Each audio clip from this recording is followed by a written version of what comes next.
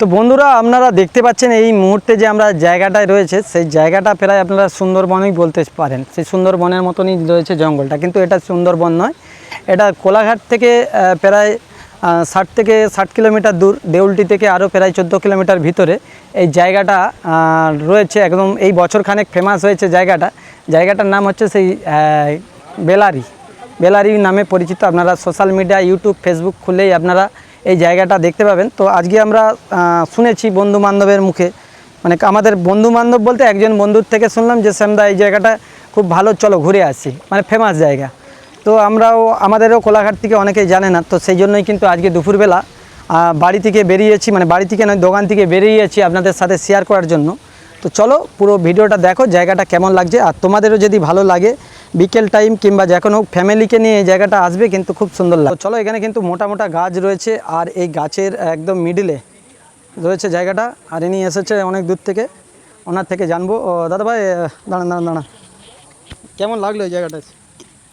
জায়গাটা তো ভালো, ঠিক আছে, জায়গা ভালো, সুন্দর জায়গা, জন্য খুব ভালো। না এখানে বসে টাইম পাস করার জন্য বেটার। বাকি এই জায়গাতে খেজুর গাছটা অনেক কিছু রয়েছে এই জায়গায়, অ্যাকচুয়ালি অনেকে মাছ ধরছে, এইসব দেখে মনোরম একটা পরিবেশ, মানে অ্যাকচুয়ালি গ্রামের মধ্যে রয়েছে, গ্রামের মধ্যে এটা, ঠিক আছে, একদম গভীর যে গ্রামগুলো হয় গ্রামের মধ্য দিয়ে ঢুকে এসে এই যে জায়গাটা এত সুন্দর প্লেস পাবো ভাবতে পারিনি। যাই হোক, এসে খুবই ভালো লাগে। তো চলো বন্ধুরা, এই দিকটা কিন্তু সেই ভাগীরথী নদী, এটা একদম হাওড়া চলে গেছে, হাওড়া ব্রিজ। আর এই দিকটা পুরো চলে গেছে ভাই গাদিয়াড়া, সেখানে দেখতে পাচ্ছেন সেই গাদিয়াড়া যে চলে গেছে। আর মিডলে দেখতে পাচ্ছেন বড় বড় ট্রলার চলছে এই নদীতে।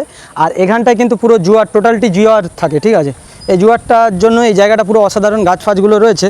তো এই দিকটা একটু পা দিয়ে দেখি, এদিকটা পুরো কাদা রয়েছে, কাদার জন্য কিন্তু যাওয়া যাবে না, ঠিক আছে, কাদার জন্য যাওয়া যাবে না। আর শুধু পরিবেশটা দেখো, একটা গাছকে বাঁচানোর জন্য কিন্তু চারিপাশ দিয়ে এরকম মেজে দিয়েছে। এটা মানে সরকার থেকেই করেছে, কীভাবে করেছে জানি না, কিন্তু নদীর ধারটা যে বেঁধে দিয়েছে, মানে একদম টাইপের জায়গাটা কিন্তু একদম দুর্দান্ত লাগছে বন্ধুরা। তো আমি আপনাদেরকে দেখাচ্ছি জায়গাটা কেমন লাগছে, অবশ্যই জানাবেন।